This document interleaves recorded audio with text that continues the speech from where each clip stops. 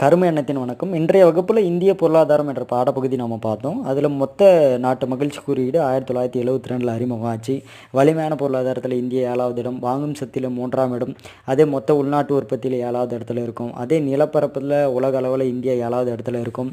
அதே வேளாண்மை நம்பி 60% மக்கள் வாழ்கிறோம். அதிலிருந்து மொத்த உள்நாட்டு உற்பத்தி ஒரு 17% நமக்கு.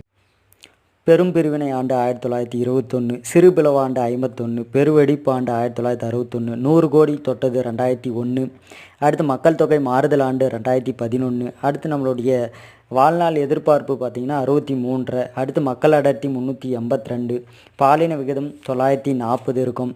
அதே மாதிரி நம்ம எழுத்தறிவு விகிதம் 74.04%. அடுத்து நம்மளுடைய நிலப்பரப்போட சதவீதம் உலக நிலப்பரப்பில் 2.42 இல்லை 2.4% சொல்லலாம்.